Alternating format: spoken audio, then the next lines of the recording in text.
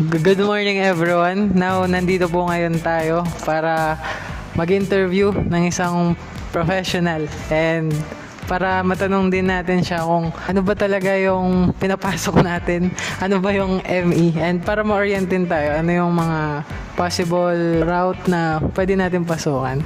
And I'm Angelo Mendoza. And Nathaniel Velasco. And we are here and honored na may interview Engineer Rexter Kiani. Yes, sir. Gano. So, sir, ako po nga na magtatanong. First question po namin is, ano po yung tulak sa inyo para piliin yung pagiging isang mechanical engineer? Actually, so ang una sa lahat is yung fund ko sa mathematics. So engineering lang talaga. So nung una kasi sa high school hindi naman matunog ang mechanical kasi civil ang halos na ano yung mga pag sinabi kasing engineering sa amin nagtatayo ng bahay lang, 'di ba? So yun, tapos may kwento kasi yan ang nangyari nung civil kasi ako actually nung una. For the first 2 years, nag-civil engineering ako. Tapos, medyo matagal kasi ang enrollment. Yun lang ang reason. So, mabagal lang pila, ganyan. Pumunta ako sa mechanical, not knowing na hindi kasi pa ako masyadong aware na hindi na pwedeng lumipat ng course kapag major na. So yun, tapos napunta ako sa mechanical na nakita ko yung mga solving, yung mga theoreticals, tas yung malawak pala ang mechanical. Doon na ako nag-start na naging fund ng mechanical engineering. Parang nagustuhan ko na siya. Sa next question po namin is, paano po nag-start yung career nyo from your industry po papunta sa pagtuturo? Ano po yung nag-push? Okay, so una talaga, pag-graduate ko, gusto ko na talagang magturo. Like sabi ko nga, nag-president ako dati ng PSME, tapos nagkakaroon kami ng tutorial, ako din nagtuturo, ganyan. Yung chemotherapy na tinatawag, kami din ang nun. Ngayon, nung after ko pumasa ng board exam, sinabi ko, parang nag-approach na ako na magtuturo ako dito. Pero may nag-suggest kasi sa akin, isang faculty, na try mo muna sa industry. Mas marami kang ma-share sa pag nagturo ka kapag nag-industry ka. So, eventually, parang tinanggap ko yung hamon. Kasi inisip ko kasi dati, slim. Parang hindi ako qualified sa mechanical. Pero, tinry ko muna, sige, subukan natin sa engineering. And also, nung time namin, hindi ganun parang in demand yung teaching. Mechanical lang talagang kailangan. So, yun. Pero, as time progresses, sinahanap ka talaga nung passion mo eh. Kaya, ayun, napunta ako sa teaching nung nagkaroon na ng opportunity na nag-open. So, yun. Ano po yung pinakamalaking hamon nyo na naranasan as bilang engineer po? For me, ang pinakamalaking hamon is not about kung paano gawin yung isang bagay as mechanical engineer. Eh. Kasi natututunan natin yun eh. Ang pinaka-challenging is yung paano ka makibagay sa ibang tao. Kasi kapag ikaw ay mechanical engineer, kahit ikaw ay fresh grad, naihawak kang tao eh. Okay. And then yung biggest challenge sa akin, yung sinabi sa akin ng isang aking hawak na tao na bakit ako maniniwala sa kanya fresh grad ay bago lang siya. Ako matagal na ako dito, alam ko na yung mga ano. Pero sila kasi ang meron nila is diskarte. Pero yung ibang mga pangmatagalan hindi nila ganong naiisip. So yung ginagawa lang nilang diskarte is yung pansamantagal lang eh. So yun ang medyo parang nasampal ako sa mukha dun sa sinabi niya na fresh grad lang to, bago lang to, ganyan. Yun ang naging challenge sa akin. Yung how to work with yung worker talaga na mas matagal sa'yo dun sa industry. More pressure po. Oo, kasi sabi nga nila, maraming nagre-resign dahil toxic yung environment. It's not about dun sa trabaho. Ayun, dun sa mga katrabaho talaga. Speaking of yung sa work environment, sir, gano'n naman po kahalaga yung ethics sa trabaho? Very important ang meron kang ethics, yung meron ka ding good attitude, 'Di ba? Kasi hirap kasi na may kaaway, 'di ba? Especially Everyday when you are working with mga tao, mga laborers or mga workers mo, kapag ka may alitan kayo, mahirap makipag-communicate. Parang ipapasabi mo pa sa ganito para ano niya. Tapos siya din, dahil may galit siya sa'yo, baka hindi niya ayusin yung gawain niya, di ba? So, ikaw din na engineer ang mapuputukan pag ganon. So, kung yung iyong ethics ay pangit, paano ka pa nila i-appreciate, di ba? Especially when you're new, kung fresh grad ka. Ano namang ipanlalaban mo? Kung pati attitude mo, pati ethics mo, pati yung gawa mo, hindi naman ganun parang hindi ganun kataas, di ba? Parang doon ka na lang bumawi, di ba? Yun din yung ano ko doon eh. Aanhin mo ang marunong kung hindi ka naman marunong makisama, di ba? Attitude, talagang yung attitude mo sa workplace at saka attitude mo with your worker, di ba? Ikaw na inaano mo yun, sinasanay mo yun. Theoretically lang ang tinuturo sa di ba? The attitude is not. Okay, so yun. i-build dapat siya. So dapat ngayon pa lang, baguhin mo na yung sarili mo, di ba? For next question, yung mga technical skills naman po na pinakamahalaga para sa mechanical engineer ngayon, sir. First of all, dapat talagang yung mga theoretical natin, na-appreciate natin. Pare, tatanungin ka kung paano natin makukuha itong ganitong pressure, di ba? Kung may concept ka, alam mo yon. Second is appreciation ng yung mga equipment din, yung mga laboratory natin, technical skills natin. Kasi kapag kunwari, hindi mo natutunan dito how to operate a boiler, for example, kasi dating mo sa workplace, tatambad sa yung boiler, hindi mo siya ma-appreciate. Alin ba dito alam namang hanapin mo yung enthalpy doon, di ba? At syempre, how to operate a certain part, kailangan alam mo yon, technical speaking. And though, hindi rin requirement ang dapat malakas ka, pero dapat meron kang plus points kapag baka mamaya naghihigpit ka ng tornilyo, maluwag pa pala, di ba? Parang isa pa yung sa mga modern na tayo din, we are industry 4.0. So, dapat hindi tayo naiiwan sa trend. Kung kailangan ay mga computerized na, appreciate it. Kailangan matutunan mo siya, matuto ka mag-CAD, matuto ka mag-PLC, etc. Di ba? Para pagdating mo dun sa workplace, hindi ka lang yung, alam mo ba to? Hindi mo alam, di ba? So that's it. Oo. Ano naman daw po yung mga subfields ng mechanical engineering yung pinakamabilis mag-grow? Pero nabanggit nyo kanina, sir, nag-boiler. Yes, nag-boiler ako, pero sa manufacturing siya, hindi siya sa power plant. So, kumbaga, ang boiler kasi hindi lang naman sa power plant ginagamit. Pero typically kapag nasa theoretical tayo, power plant natin ginagamit, di ba? Kasi yun ang high power na mga boilers. Pero sa manufacturing meron din ginagawang panluto. Feeling ko naman wala naman din sa sa field ang pag-grow. Although honestly speaking sa idea ko, feeling ko mabagal sa power plant kasi yung mga matatanda andun pa rin, di ba? Kumbaga, until they retired, andun pa rin sila, di ba? Parang kinancel out ko lang, pero feeling ko wala naman siguro ganon yung mabilis ka mag-grow. Ikaw nasa sarili mo kung paano ka mag-grow di ba? Kung mag-stick ka dun sa kung ano lang ang ginagawa mo, kumbaga routinary lang yung ginagawa mo, hindi ka nag-e-excel, kahit mabilis yung grow dun sa manufacturing, for example, hindi ka mag-grow, di ba?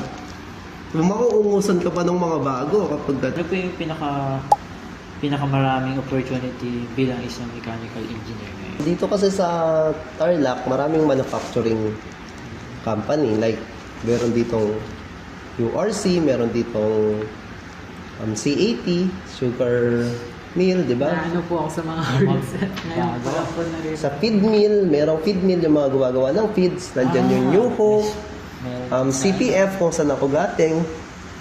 May Oishi, meron dyan. So kung dito lang sa Tarlac yung tanong, marami sa manufacturing. Kung sa tawid ka ng Batangas, marami ding manufacturing about automotive. May Pepsi din doon, may Coca-Cola, meron mga ganon. Pagawaan ng bearing. So sa manufacturing, marami naman ang opportunity. Pero dito sa Tarlac, manufacturing marami. Yun. Paano nyo po naranasan ang paglipat mula sa industry papuntang pagtuturo? Okay, so that is very personal. Ang unang-una talaga dyan, hindi naman ako lilipat kung walang opportunity.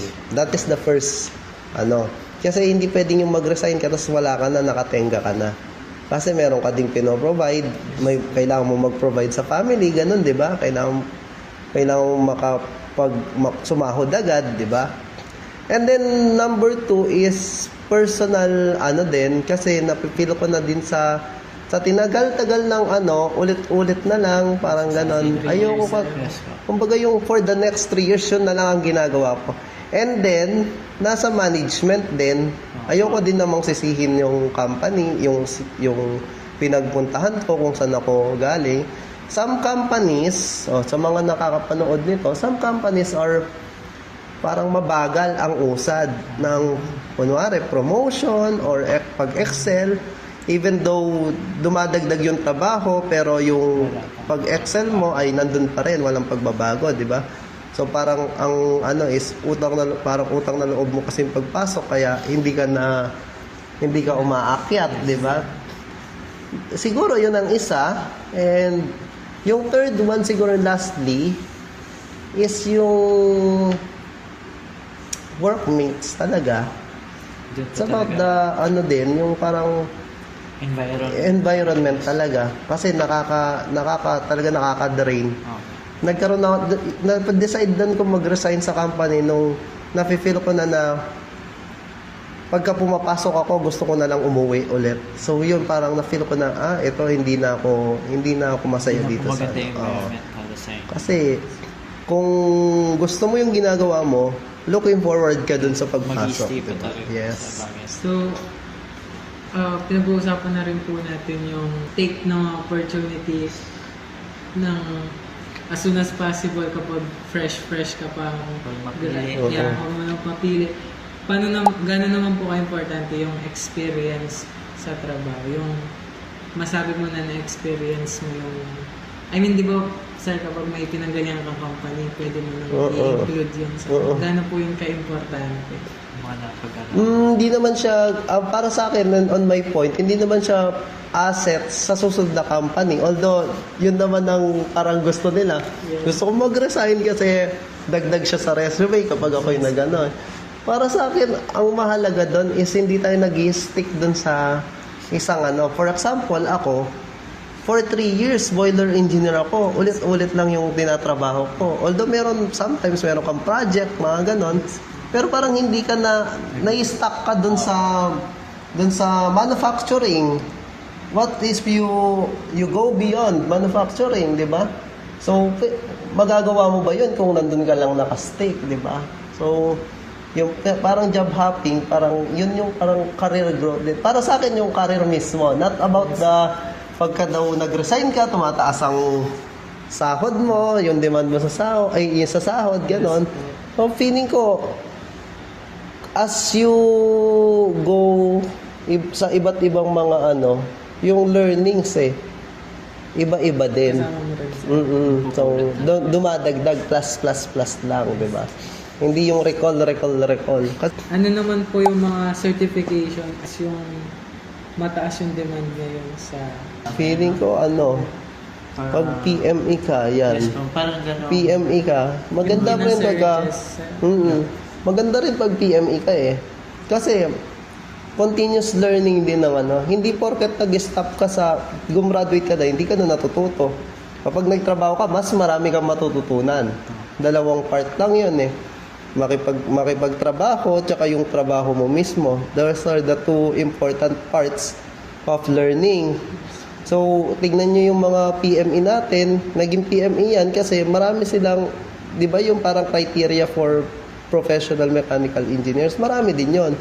So, yun ang feeling ko, ang magandang yun, yung sagot dun sa tanong nyo na certification.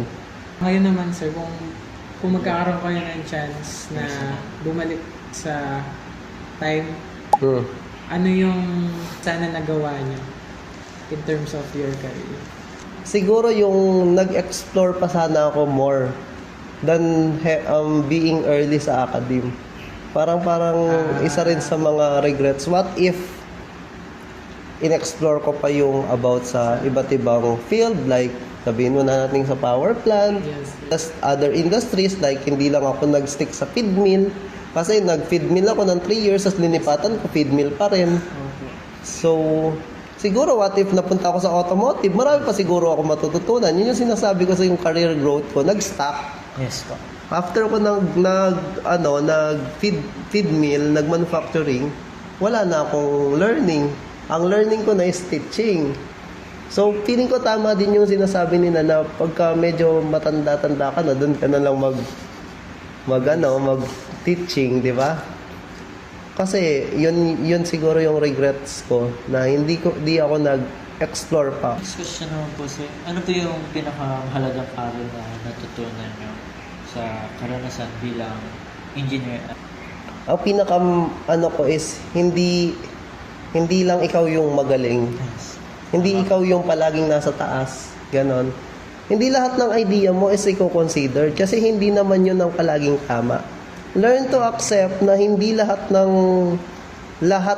field Magaling ka. doon or area magaling ka. So doon pagka na-appreciate mo yun, doon ka magiging humble na yung idea ng iba, mas okay ito kaysa sa idea mo. Kasi kapag pinipilit mo palagi yung idea mo, walang magiging magandang result. Lalo na pag mas maganda naman yung idea ng kabila, di ba? So, ngayon sir, napag-usapan din po natin yung sa pag-grow nyo sa mga Ako lang ang di nag-grow. sa mga napuntahan nyo pong mga field sa next 10 years po ng buhay niya. May-expect pa po ba namin na nandito pa rin po kayo sa TSU or open po kayo for Other opportunities po. opportunity? Ako naman kasi, iba naman yung yung perspective ko sa buhay.